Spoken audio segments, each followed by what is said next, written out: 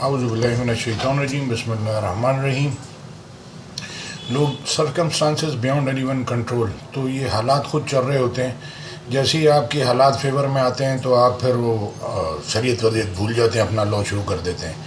جیسے ہی آپ کمزور ہوتے ہیں تو پھر آپ جو ہے وہ آپ کو شریعت یاد آتی ہے۔ تو اللہ پاک فرماتے ہیں سورہ ممتحنہ میں 3 نمبر کی آیت میں، سنتے ہیں کہ کیسے لوگ کفر ظاہر ہوتا ہے، کیسے ایمان ظاہر ہوتا ہے، اعمالوں سے اس کے کفر ظاہر ہوتا ہے، بدتمیزی سے، گالم گلوچ سے یہ ظاہر ہوتا ہے کہ آپ کتنے ایمان والے ہیں، کتنے جو ہے علم والے ہیں۔ تو آیت سنتے ہیں 3 نمبر کی، اگر یہ کافر تم پر قدرت پالیں تو تمہارے دشمن ہو جائیں اور ایذا کے لیے تم پر ہاتھ بھی چلائیں اور زبانیں بھی، اور چاہتے ہیں کہ تم بھی کسی طرح کافر ہو جاؤ۔ قیامت کے دن نہ تمہارے رشتے ناتے کام آئیں گے اور نہ اولاد، اس روز وہی تم میں فیصلہ کرے گا، اور جو کچھ تم کرتے ہو اللہ اس کو دیکھتا ہے۔ تو دلیل یہ نہیں ہے کہ اتنے لوگ مجھے سن رہے ہیں، اتنے لوگ مجھے دیکھ رہے ہیں، یہ اتنا میرا کانفیڈنس یا ایمان یہ نہیں ہونا چاہیے کہ اتنا مجمع مجھے سن رہا ہے۔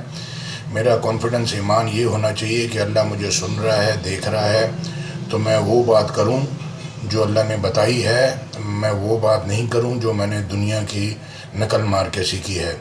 تو یہ آپ جب قرآن سامنے رکھیں گے، اپنی کاپی ملائیں گے تو آپ کو پتہ چلے گا کتنا فرق ہے۔ تو قرآن کو سمجھیں، اس کے بارے میں سوچیں، غور فکر کریں۔ اللہ پاک کہتے ہیں جب قرآن پڑھا جائے تو خاموش رہو اور توجہ سے سنو تاکہ تم پہ رحم کیا جائے۔ دنیا آخرت میں رحم کی ڈیمانڈ یہ ہے کہ آپ نے قرآن سنا ہوگا تو لوگ آپ پہ رحم کریں گے، پھر جب آپ کسی پہ رحم نہیں کریں گے تو دوسرے بھی آپ کے اوپر رحم نہیں کریں گے۔ جیسے ٹریفک میں کوئی راستہ نہیں دیتا، سارے مانگنے والے ہیں۔ جزاک اللہ خیر، السلام علیکم ورحمۃ اللہ۔